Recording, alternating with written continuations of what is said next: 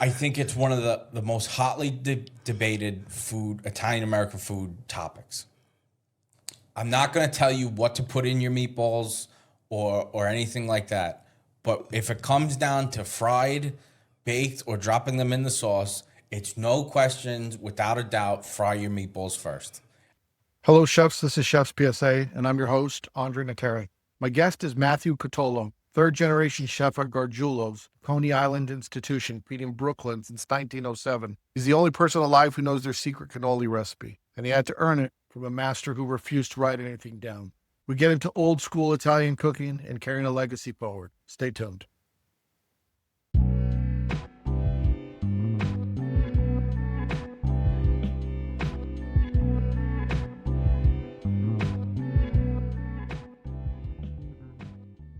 My generation always had a choice with what to do. You know, I started in accounting and finance, didn't end up there, but you know, my cousins, you know, who's an accountant, who does insurance brokerage, you know, who does one's in the medical field, one's an engineer, but my uncles, it was you're going to work. You know what I mean? That was it. And yeah, so I started in accounting and finance at Quinnipiac, and kind of halfway through school, I was like, I can't sit behind a desk for the rest of my life. Like, this is not going to happen. So it was just a casual conversation with my Uncle Louis. And, you know, one thing led to another. And it was pretty much, so you're going to come to work when you're done? And a week after I graduated, I was in the restaurant full time. Wow. So when you talk about, you know, your uncles and your cousins didn't have a choice, at what point is it, okay, you're coming to the restaurant? Like, how old are they when they're coming in? Boy, my uncle, I mean, they started in the coat room when they were 6, you know, 7. It was, you know, bring the kids to work. Ask Uncle Louis. He'll say, the best job I ever had was in the coat room. Yeah. You know, he was the boss's son. He used to have a little TV, watch the Ranger games in there, and then he'd make a good amount of money because, you know, little kid, 1, 2, he's the boss's son. So he was making good money at 6, 7 years old. For people that don't know about your restaurant, can you give some context? Because there's some significant history here with this restaurant. Can you give a little bit of context of what this restaurant is, how important it is to you and your family, but also to the city? But can you also describe what it feels like when you walk in? Yeah. So the restaurant started in 1907. It was started by the Gargiulo family in Coney Island. And Coney Island back then was Disneyland before Disneyland, right? Vegas before Vegas. It was the place to be in the 20s and 30s. And everybody would go to Gargiulo's. Things, you know, neighborhoods change, the city changed and things like that. So Coney Island wasn't like it used to be, a little bit of a downturn. And the Gargiulo family was looking to move on. And that's when my family, the Russo family, bought the restaurant in 1965.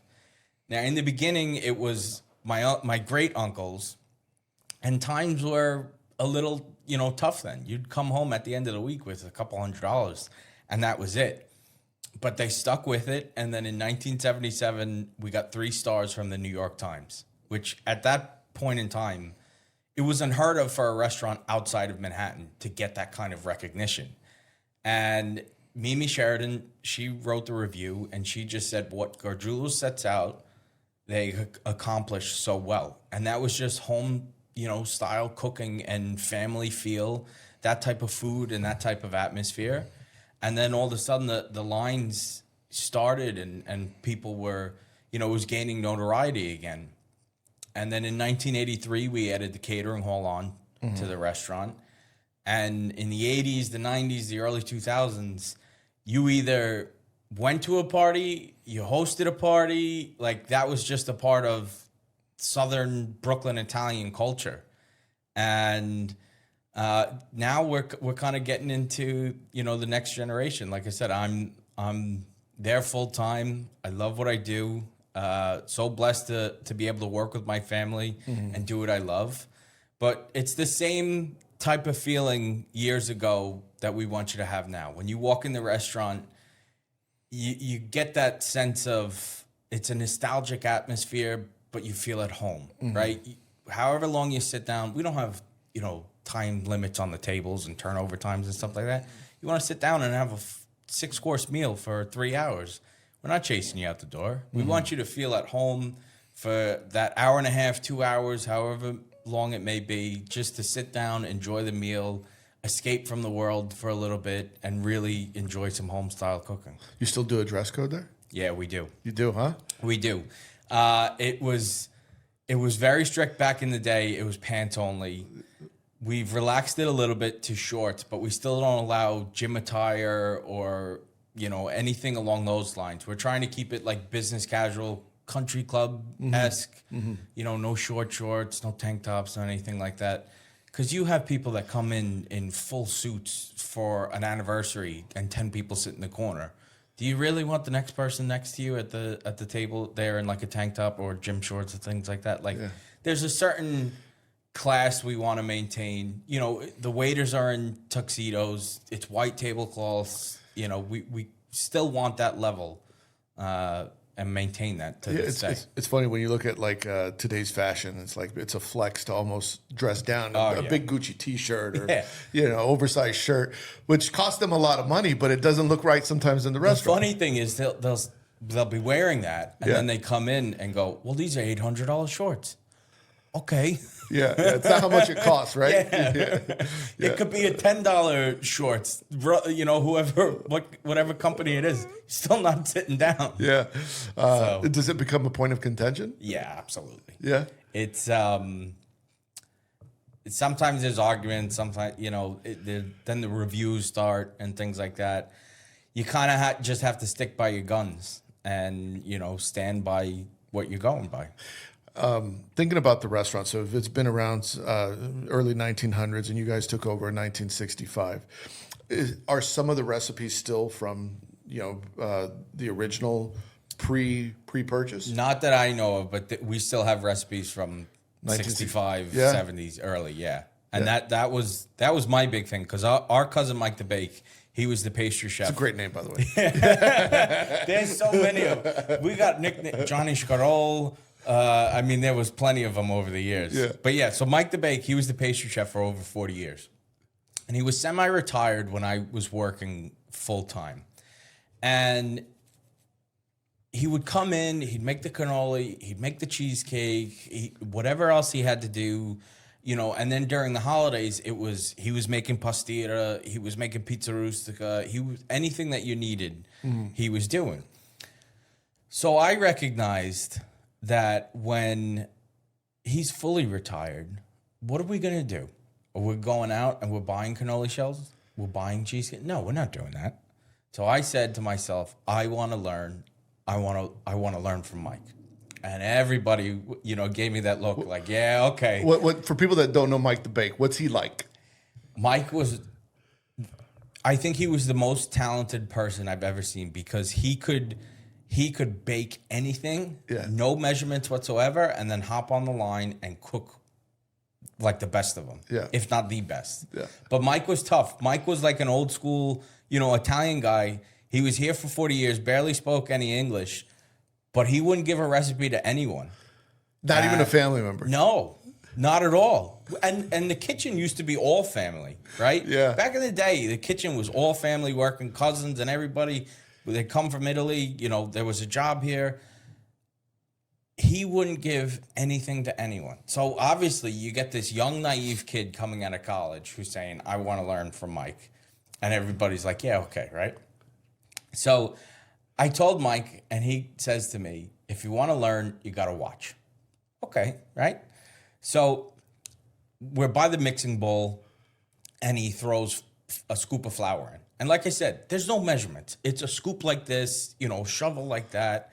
So he throws it in, and then he goes and takes a lap around the kitchen. And he goes, talks to some guy for 10 minutes. He comes back. I'm still there, but he puts the next ingredient in. And then he goes and talks to another person for another 5-10 minutes. And that was until everything was in the bowl. That was months. Okay? After a couple months then, he realized, and he was just putting everything inside the mixing bowl. Then, after a couple months later, now all of a sudden, it's okay, scribe, write down. Dieci uovo, due farina, things like that, where he was telling me what's going in there. And then all of a sudden it started to get to why. So hold on, let's go back. People might not speak Italian. 10 eggs, 10 two eggs, flour. 2 scoops of flour, right? And then if somebody would ask, like, hey, Mike, what'd you put in there? He'd go, tanta acqua, tanta farina. A little bit of water, a little bit of flour. Yeah. And it could be no flour, no water, but that's what he'd tell him, you know, because he didn't want to give anything up. So, yeah, and then it started becoming, this happens why? And this happens because. And if you put too much of this in, this could happen. If you don't put enough, this could happen. You know, he was really teaching me how to bake and how to continue his legacy. Is it that he noticed that you weren't going to go away? Like I at first it was wasn't probably like, going away. okay, No, he's going to get tired of this. I was so not going away. Yeah. I was on that butcher block, you know, right next to the mixing bowl with my little pad and dupad and pencil, like ready to go. And it's funny, like you look back at some of the recipes, especially the holiday recipes. Yeah. I would write them down and I look back, and when I first really, you know, had to do them on my own, they're all different. Right? Yeah. Not one of them's the same. The same recipe could be different? Oh, yeah. Yeah, I okay. have like 4 different pastilleros. Yeah. And I, like the first year when I really had to do it, I had to sit down and like actually think like, okay, it's because it was all about feel. Yeah. It's all about touch, taste, feel, you know. Intuition. Yeah. That's what it was. And that's how he taught me. You know what I mean? So when it comes to baking a lot of that stuff, I still do it the same way.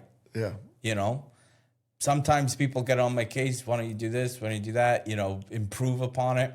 My Uncle Mike is the head chef of the kitchen. And I was, again, young and naive. And he said, you know, making cannolis, I never used a thermometer or anything like that. We have a candy stove. I get a pot. I put the oil in and fry the cannolis.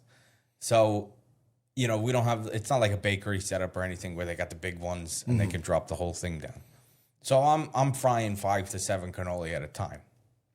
So I never use a thermometer or anything like that. And he goes, why don't you just use a thermometer? I said, well, Mike didn't do it that way. You know what I mean? Yeah. And he pulls me on the side, and I'll never forget this. He goes, Mike taught you the basics and the principles. But you got to remember when he learned, or the way he's used to doing things, they didn't have thermometers back in Italy or back in the day. You know, there's certain things that the kitchen's going to evolve that you can evolve too, and it helps you. And it really changed my thinking of the process of the kitchen then. And that's when I started using a thermometer. So like there's little things like that. But other than that, it's the same exact way that Mike did it. Like I was cutting out the shells with my left hand. And Uncle Mike goes, I didn't know you were a lefty. I said, I'm not. He goes, why are you doing it in your left hand?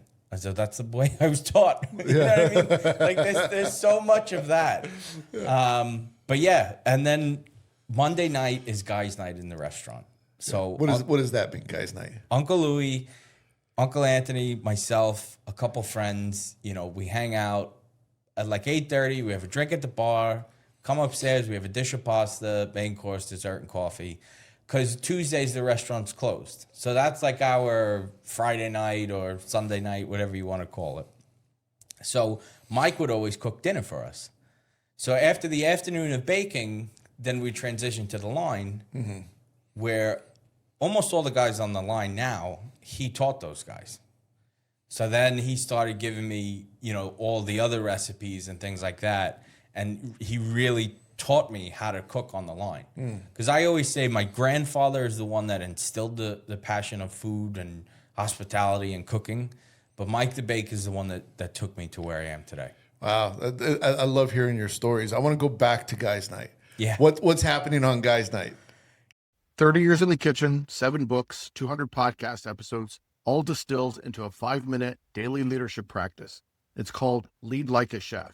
Most people who get promoted quit the industry within 2 years, not because they can't cook, but because no one taught them how to lead. I built an app that does. Lead Like a Chef. Take the free 2-minute quiz that tells you exactly where you stand.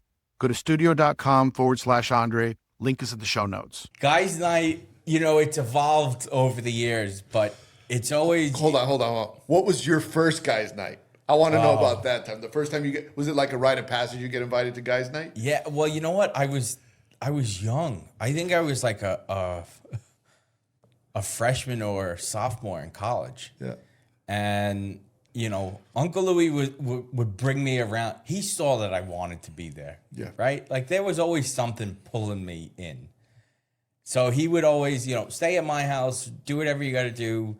But I'd ride in from Long Island on like a Monday night, just to be in the restaurant and be with the, my family, my uncles and the guys and things like that. And it's just, you get around, you have a couple drinks, the laughs start, coming out, the jokes start coming out. And then, like I said, we sit down for a dish of pasta or maybe a little soup in the winter, nice main course, and then dessert and coffee. And, sometimes they used to play cards back in the day at the end of it, but it's just a fun thing that we do. What's your drink? That's evolved over the years too. Yeah. I mean, I was big on scotch back in the day. Mm-hmm. Always love a Negroni, but you got to make it right.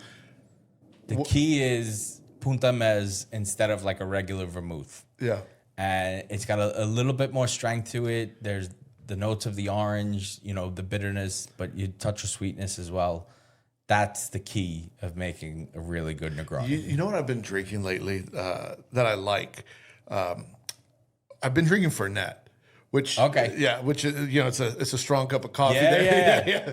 That one's not for me. Yeah, I've been drinking Fernet. I have a bottle right now at my house. I'm like, I try to fuck, this is strong, but I keep sipping it. The more you sip it, the more you start to keep going back to it. Yeah, I like Fernet, but I've been doing I guess it's not a Negroni. I don't know what the technical term is, but I'll sub out the Campari from Montenegro, which I like. I love Montenegro. Yeah. I've never done that. That's an interesting take. Yeah, it's good. Yeah. Yeah. Someone showed it to me. One of my old bosses, he's he swears by Montenegro. Shout out to Nenad Proporski. He would always, he's from Serbia. And he would always, you got to drink the Montenegro. And so he got me hooked on it. Yeah. I love it. I love Montenegro, Averna, Amaro Lucano. The Fernet's a little strong for me. Yeah. A little Fernet and Coke, maybe. Yeah, that's still strong. You know what? A lot of my friends are guys from Ireland. Yeah. Who are in the bar scene in New York, whether they own it or they work there. And they'll bust out the shots of Fernet. And I'm like, just give me something else, please. It's the old bartender's I can't handshake, do it, right? Yeah. Wow. I love the guy's night out. Or it's not out, but it's like the guys. Yeah. I love that idea. I love that. More restaurants should do that. Where it's it's family meal. A lot of restaurants do family meal, but this is family meal plus. But every day at 2:30, we sit down and have lunch as a family. Yeah. Every day. 1:00 on Sundays. But otherwise, every day we got a long table in the dining room we set up. The kitchen. They have their family meal inside, but as a family, that's our time during the day. We take 45 minutes to an hour. The phones will be ringing, take messages. We're not available, but for us, it's important to spend that time together and to relax and enjoy for a minute. And for the rest of the evening, who's gone for the day or who's running around doing things like that. So. But at 2:30 every day, that's family meal. That's our little time together. When you think about your food memories growing up, was the food at home different from the food at the restaurant? Yes and no. The basics and the principles and the traditional stuff was always there. But I give my mom all the credit in the world. She was raising two young kids and running her own business at the same time, and dad was working. So she needed quick and easy, weeknight meals and sometimes shortcuts. And she would mix up, different foods and different cuisines. So yeah, that stuff you're not seeing in Gargiulo's, but it's nice to eat once in a while. Yeah. I'm curious.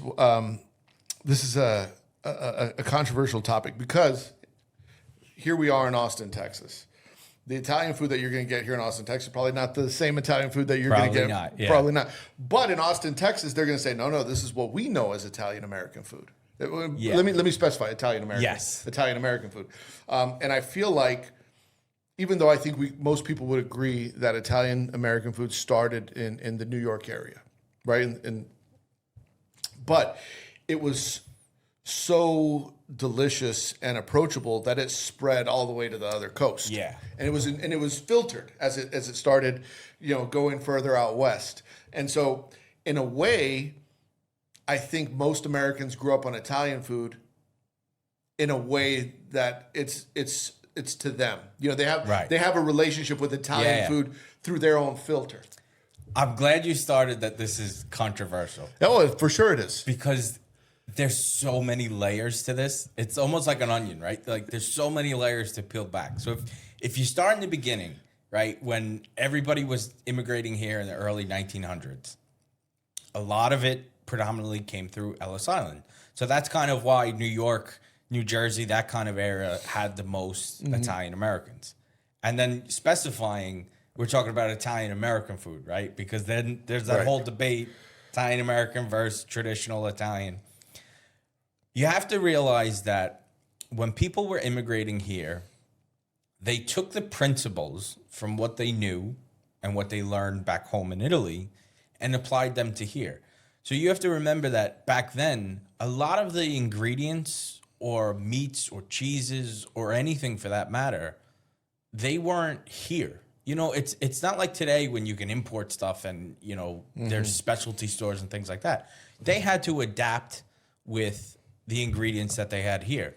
So take, I think the best example would be the only Parmigiana really in Italy is eggplant Parmigiana. But over here we have chicken, we have veal, you know, eggplant. There's you throw some sauce and put a thing of mozzarella on the top and you call it Parmigiana. How did that happen, right? Chicken was available, those types of things. And they took the principles that they knew and adapted them to dishes here.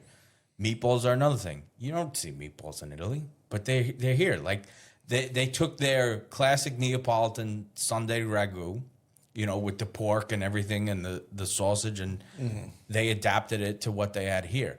So I think it's almost like its own cuisine. It's like a subset, but it's almost like its own thing. Yeah. So I think then the other, you know, angle you're looking at it is even the food in Italy or the Italian American food here, like what you said, it's what your family made. It's what you know. Every town in Italy does something different. They have their own little twist or variation. Lasagna up north versus the south in Italy, they're two different dishes. They're completely different things. Here's a funny story that you'll appreciate. One of the first chefs, I think it was the second chef I ever worked on. His name was Massimo. He's from Naples. And he was a great guy. He was a little bit older, but he was the fucking coolest guy. And I was a knucklehead. I was like 18 or 17. I was young. And I was young and I had a big mouth. Right? And I thought I knew everything. I graduated from culinary school. I knew everything. Coming in, guns a-blazing. And I remember one day, I was curious about Italian food from where he was from in Naples. Right. And I would say, like, what did you eat? What did you eat growing up? He's like, lasagna. I was like, that's not real Italian food. He's like, what are you talking about? I was like, lasagna is American. He's like, no. He's like, we eat lasagna where I'm from in Naples. He says it's different. He was saying to put eggs in it and all this other stuff. I was like, no, you're fucking lying. I would argue with him about his own cuisine. Right. Like, you don't know what you're talking about. But it's funny because he was so patient with me because he would just, no, you're just stupid. He's like, you're just stupid. You don't know what you're talking about. But I would argue with him on everything. He said, no, that's not traditional. He's looking at this young kid coming in, you know, what does he know? What is he talking about? You're talking about my town. Like, you're talking about my town. And one day I saw him because he said he was a pizzaiolo in Naples, and I saw him making pizza. And I've never seen this since, but this is what he said. So he would put the toppings and then he put the cheese on top. I said, what are you doing? He's like, no. In where I'm from, in Naples, we put the toppings, the meat or whatever, and then the cheese goes on top. I was like, you're wrong. Domino's don't do it that way. I would sit there and argue with them. Like, you're wrong. I've never seen anyone do it that way. But it's funny because you're right. Like, every little region in Italy is doing a little bit different. Even towns. You could be in the same region. If it's a different town, you know, things are different. Maybe they have more cattle there. You know, like, Italian food comes down to basics and necessities, right? I mean, that's pretty much what it is. You want the ingredients to speak for themselves, you know, as simple kind of as possible.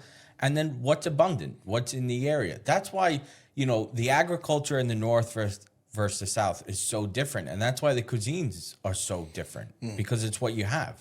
Do you think the modern, well, I have two questions. I'll ask this one, then I'll go back to my other one. Do you think the modern Italian restaurant the modern Italian American restaurant, I want to be specific, in the United States, is now incorporating some Italian American classics as well as bringing in some things from abroad, where before it was mostly what was created here. I think so. When I'm looking at a lot of them, you see a lot of restaurants pop up now that are just focused on like one area. You know, whether it be northern or southern or Sicily or things like that. So you see like a lot more of that. You do see a mix of kind of old school and new school. You see old school dishes, maybe some modern takes on them. Like there's a lot of restaurants in New York that are taking those classics and putting their own twists on them.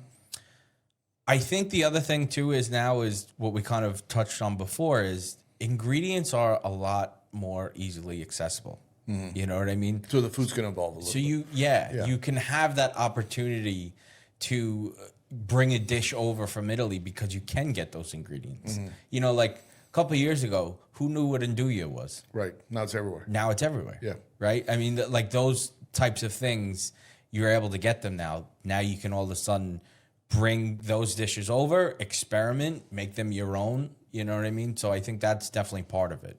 You'll see like a lot of Italian. I mean, you'll see a lot of restaurants that aren't even Italian. Everyone's got a cacio e pepe on the menu, Yeah. right? Or alla gricia, or whatever the case may be. It's like, well, you got these Roman pastas creeping into these restaurants that are saying that they're not Roman, or you know what I mean. So you're starting to see this blend happening in real time. Obviously, the internet makes things faster, and people watching you on the internet, right?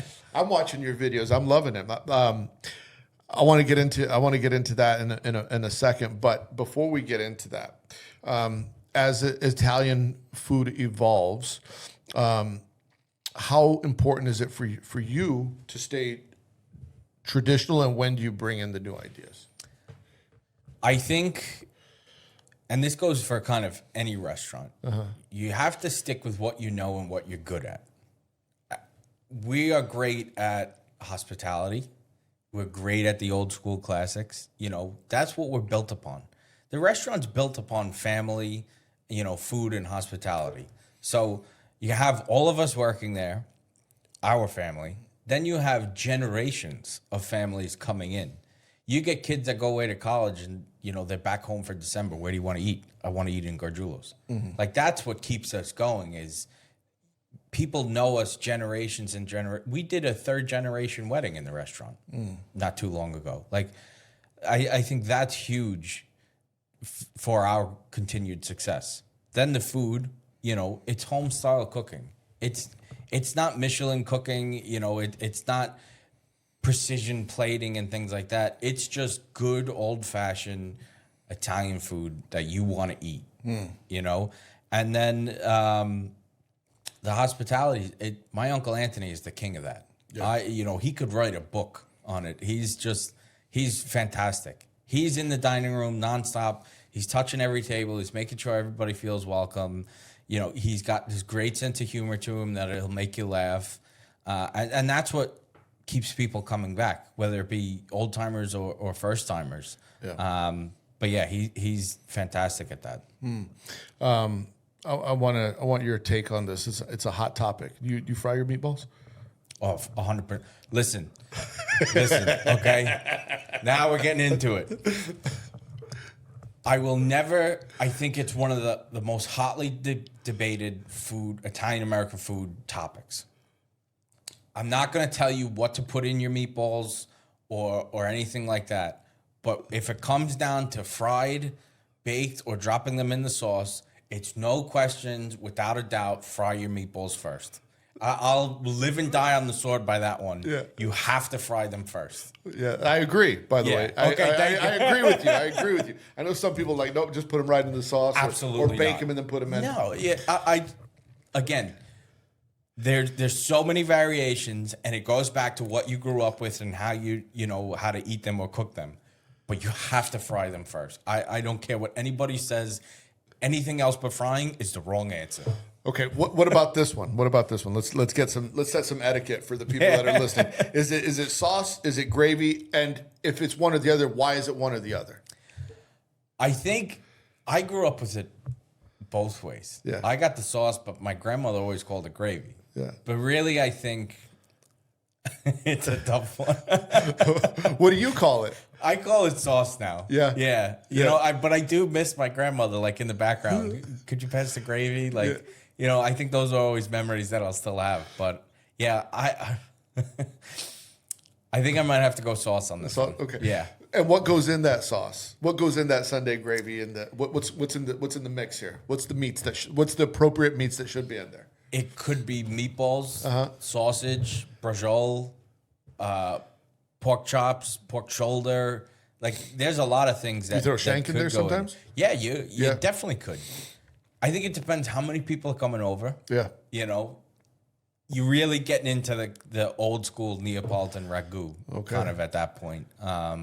But yeah, you could put so much in there because it all adds flavor. And what if you could put a steak in there, a nice, rib steak. Yeah, I mean, like, I've had some. It's like, man, there's all this meat in there, and I've had some. It's only meatballs.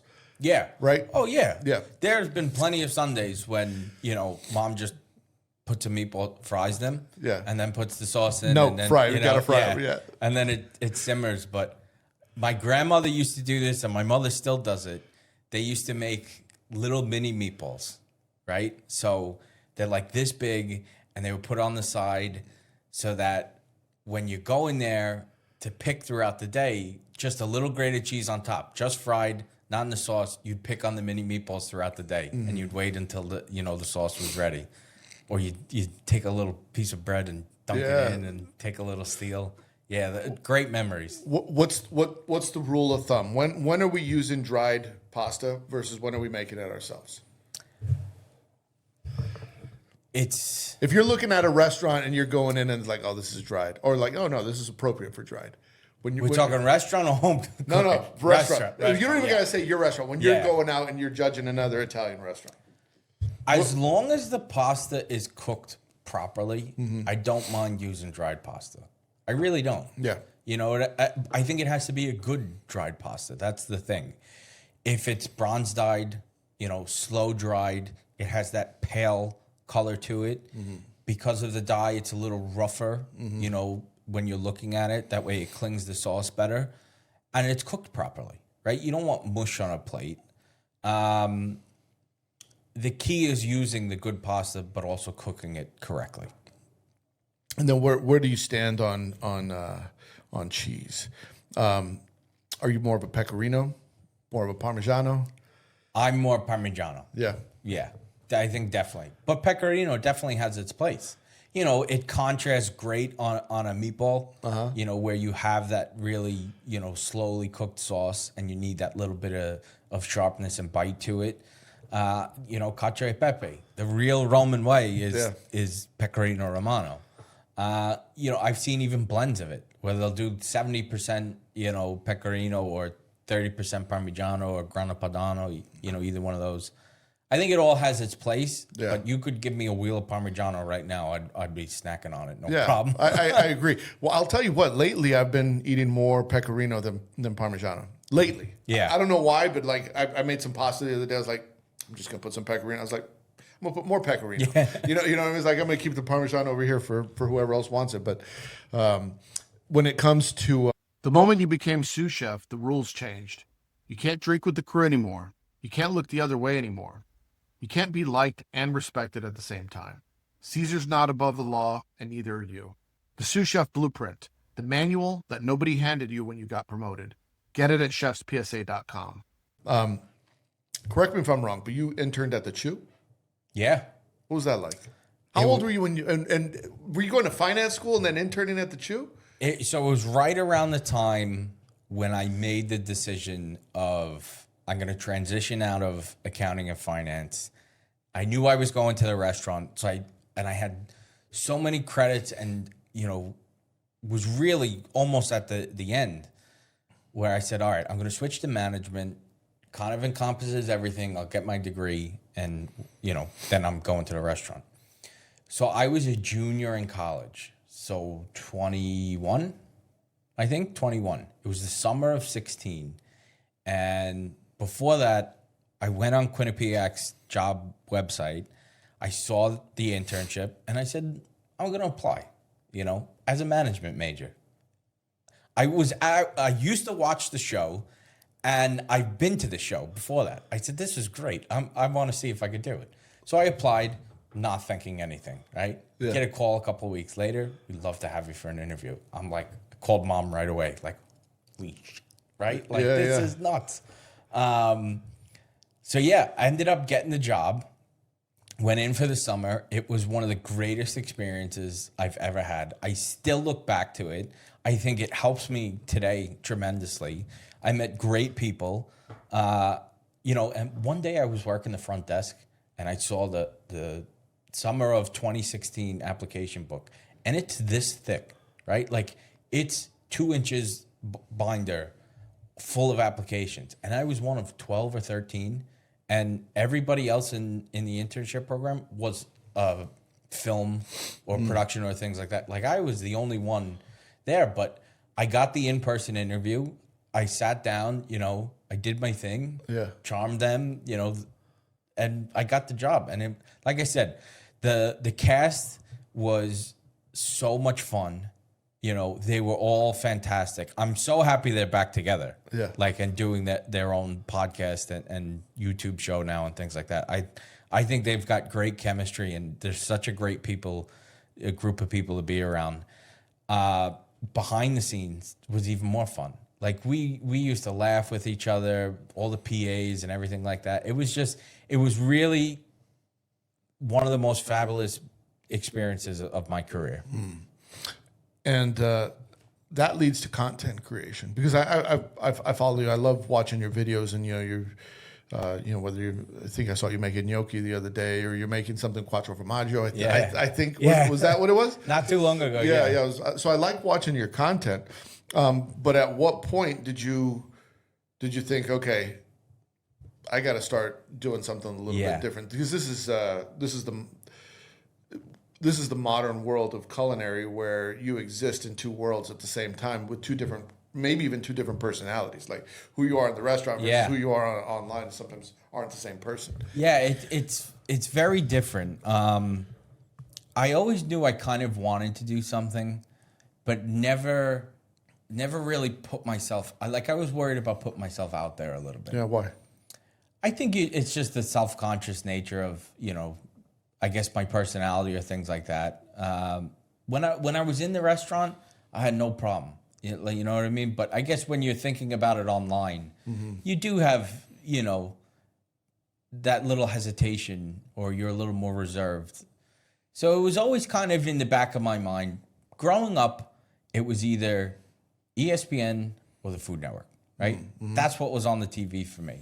And then my experience with the Chew, I remember going into one of the executives' office at the end of my internship, and he goes, "I would love to have you back."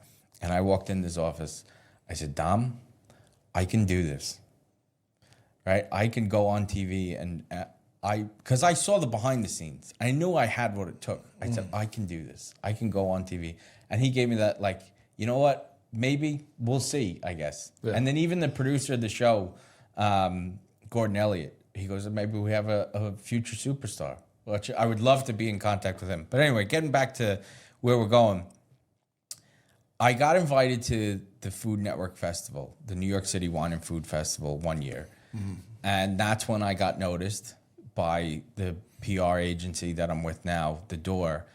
And they were like, you've got what it takes. You know what I mean? And then to hear it from somebody else that they believed in you and saw what you could do and kind of saw your vision, I think that's what really pushed me then to get into it. And they were like, just start, right? Just get things up, and then you're going to get better over time. And the funny thing is, if I look back at my videos now, in the beginning, I'm like, what were you doing? Yeah. You know what I mean? Yeah. But I love it. I love, being able to kind of educate people on food, on techniques, on, Italian versus Italian American food. I feel almost open to be able to do what I want, to cook what I want. I'm not going to say I'm enclosed in the restaurant, But there's only, so much you can do, especially for Gargiulo's, which has been there for so long. Like, you're not changing, tons of stuff. But when I cook and I'm able to make videos for it, I can do whatever I want. You know what I mean? Do you go off script a lot when you're doing your content creation? Is it more food that you want to do in general, or is it more food like this is coming from the restaurant? A little of both. Yeah.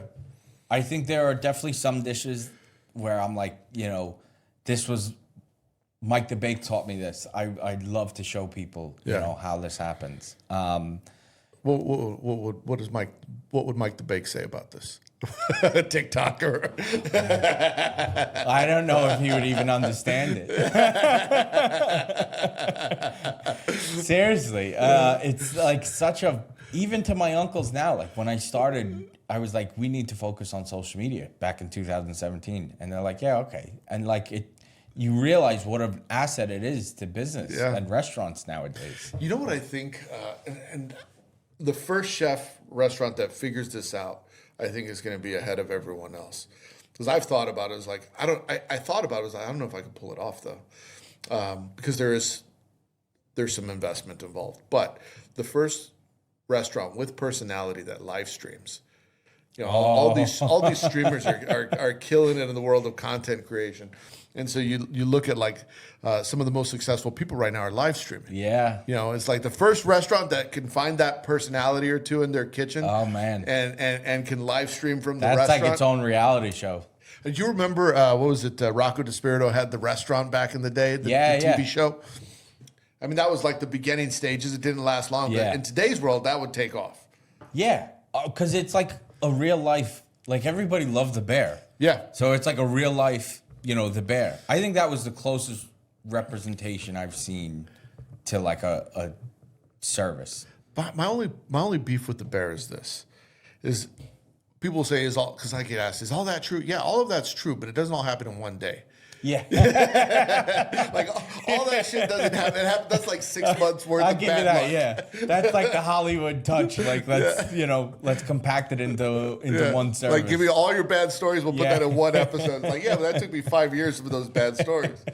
That's my only gripe with the bear. But yeah, the bear's good. I haven't I think I stopped at it's funny, I stopped season. too. Yeah. I think I got like a couple episodes into the third. I'm like, You know when I stopped? It was I don't know what season or what episode it was, but when he was opening his restaurants. yeah. Right? And it's chaotic and all this is going on. And then the pastry chef comes up to him like 30 minutes before he opens his first restaurant to taste the dessert for the first time to get on the menu. It's like, no fucking restaurant. There's no chef in the world that's going to approve a dessert for his first restaurant 30 minutes before the door opens. Yeah. Like, that's not going to happen. Like, because of that, come on, writers, get it together. Yeah. But it was good. The first couple were nice. Yeah, it was good. And I'm lying. I might have, in the timeline, I might have seen the one where he has like Thomas Keller and Rene Redzepi and all these. Yeah, I think I saw those. Yeah, I saw that episode, but I don't know if I've seen much since. And I mean, honestly, I don't know if I'm going to go back to watching it. Yeah. I might not.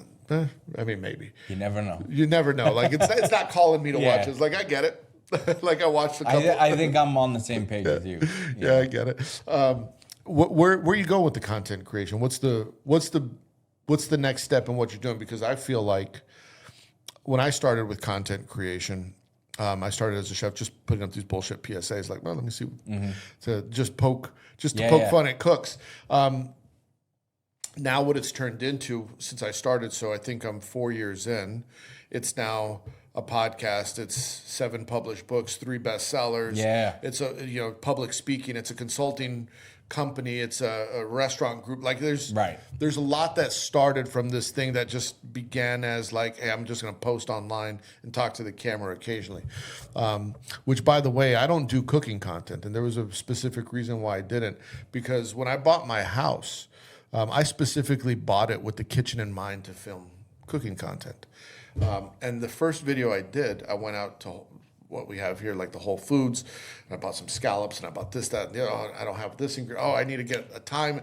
By the time it was like $300 Yeah. to do one video that took me like between shopping and filming and cooking and editing, yeah. it was like 6 hours to do one video that That's 30 seconds long. that's 30 seconds long Yeah. that 20 people saw. Yeah. I was like, no, I can't.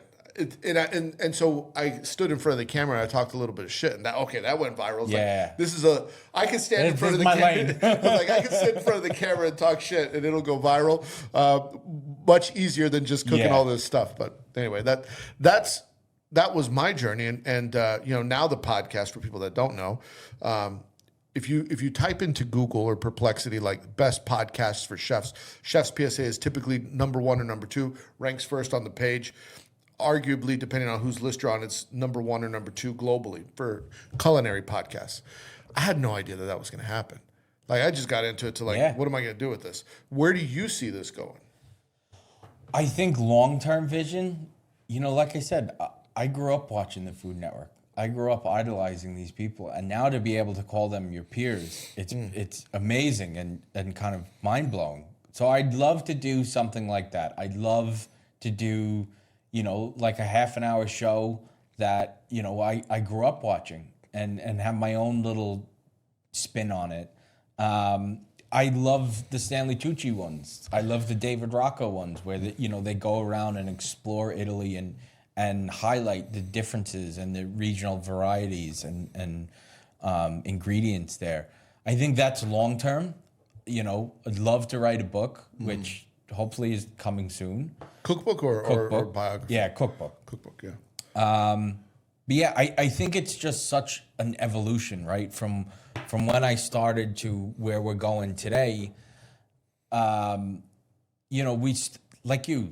You put all this time and effort into it, and you get 100 views on your first video, and it's like it took me hours, and I'm doing everything by myself. The shooting, the lighting, the editing, the captions, from soup to nuts, I'm doing everything. So I had to learn how to, and I'm still learning and still trying to get better. When I walked in today, I'm looking at all your lighting and all your cameras. What's he doing? Yeah. So yeah, it's really been an evolution from start to beginning, but I'd love to continue. I love what I'm doing now with the short form videos. Would love to really get into those kind of longer format YouTube videos.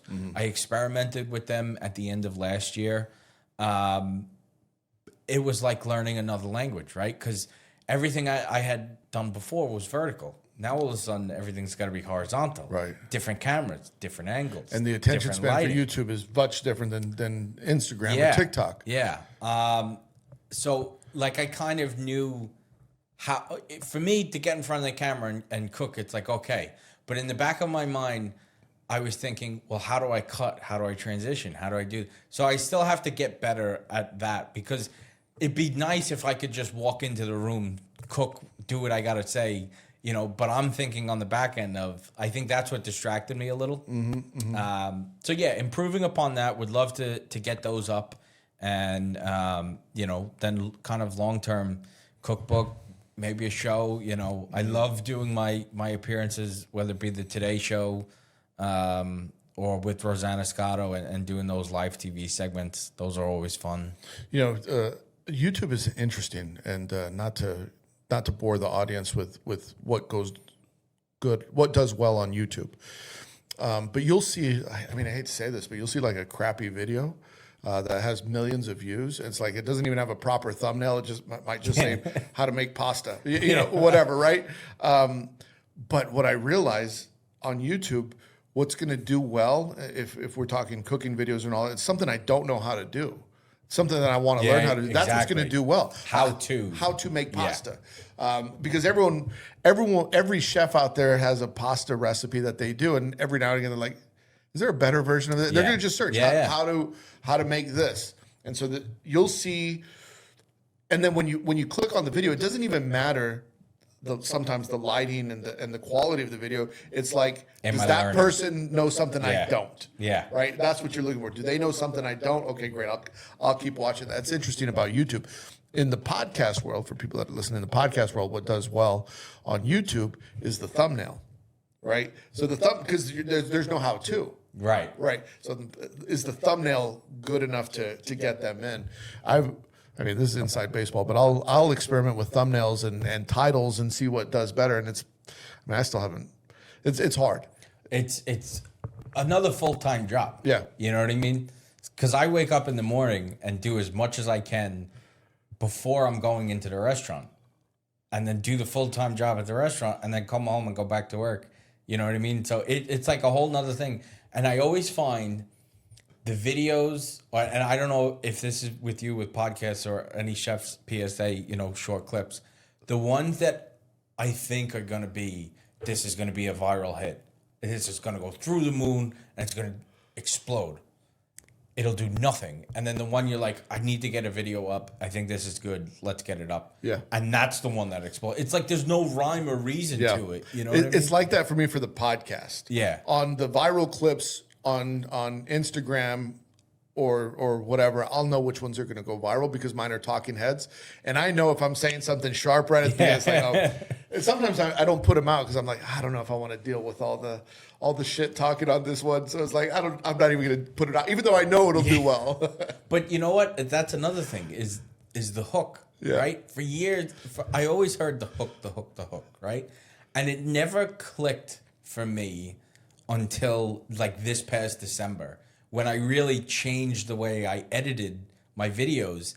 And instead of like, for me, it was traditional start to finish, from the beginning to the end.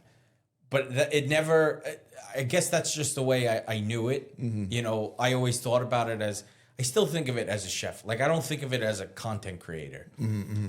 But it was like, do the ladle of sauce on the top, do a grating of cheese in the beginning to get them in. And when I really, changed the way I was editing the videos, that's when all of a sudden they started taking off. And that first 3 seconds is key. Yeah. Going back to the thumbnails on YouTube, for people that have YouTube or whatever, if you're listening to this, I haven't done this, but I know I'll just give you an example. If I made a thumbnail for this episode and, it'll be something serious, like it'll have, like, it won't be too goofy or gimmicky, but I'll push a little bit. But if I just said something like, you're breaking all the pasta rules, that'll go viral, some stupid shit like that. And I have your face on there. What's he talking about? You can't believe what he said about gravy, and that will go viral. But I won't put that because I'm like, nah, I can't insult my guests by making that. But that's the thing. Like, if you want the views, you got to do that. Yeah, that's true. It's funny now because all those things that I love, I really haven't gotten to them a lot recently. What do you do to unwind? Work. That's it? Literally, no. I mean, I do love just, relaxing at the beach, or I haven't played. You know what the sad part is? I haven't played golf in like 3 or 4 years, and I used to play once a week. Wow. But for me, right, I'm in such a position where I never thought I would be able to be, that I want to see this through. You know what I mean? I'm so dedicated, whether it be the restaurant, continuing my family's legacy and keeping that going, and then expanding upon some of the projects that I've been working on with our jarred sauces. And now we're going to be importing wine from Italy and selling nationwide. So there's those things. There's the personal, brand and just launched my own website, hopefully a cookbook soon, and continuing to grow, that social presence and to be able to do more work, with the Today Show or with the Food Network or anything like that. So I'm blessed to be in the position that I'm in. And I don't want to waste it. I want to make sure. Do you feel a lot of pressure because of the family legacy? I think there definitely is that, but you kind of just have to put it to the side, right? Yeah, you just have to put the head down and go to work. But yeah, I mean, I love going out. I love seeing my friends in the city. They got a couple places throughout that. Where do you go eat? Not your own spot. But where do you go eat? I love Elio's on the Upper East Side. They're an old school family like us. I love Baltazar. Yeah, great restaurant. Great. Wall Hop for Chinese food. Blue Ribbon. They're the late night spot, which is great sometimes. But there's Chouquette. I went a couple weeks ago, and it was amazing. You know, like there's a lot of these restaurants that you're happy you went and you're happy you experienced, but you're not running to go back. Like Chouquette, I could go tomorrow. It was really good. But there's a laundry list of places like I would love to explore. There's so many on the list.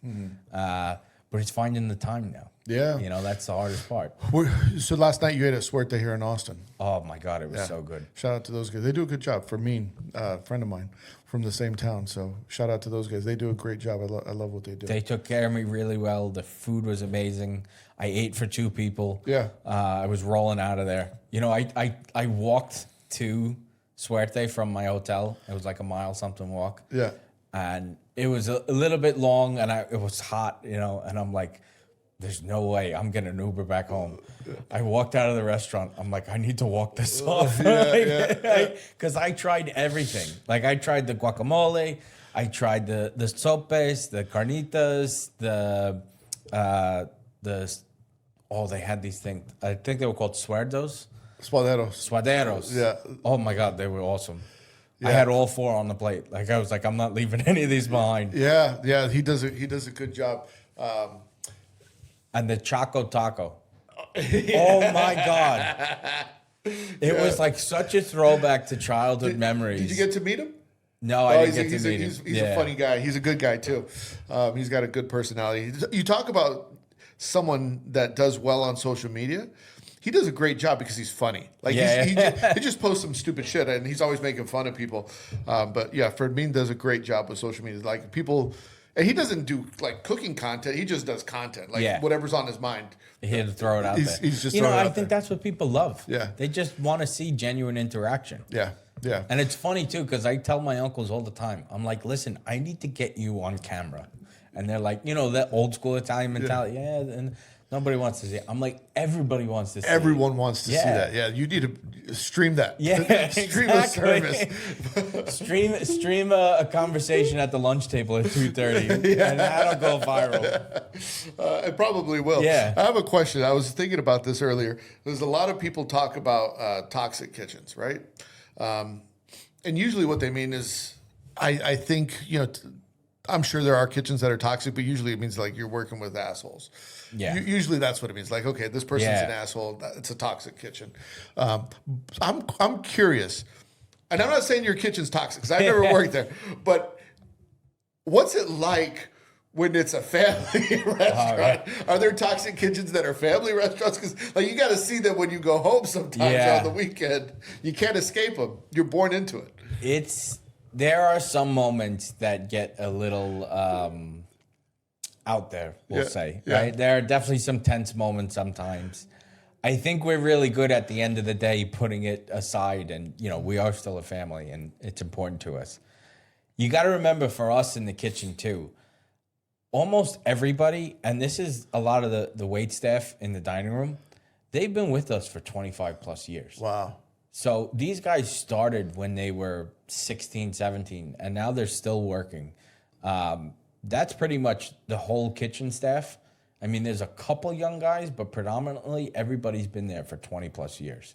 And then in the dining room, there's 3 waiters, 25 plus years. Like, you grow up together. You experience life together. You go through life's big moments. It's ups and downs. It's challenges. So, you know, it's almost like for us, you have those moments, you put them to bed and you move on.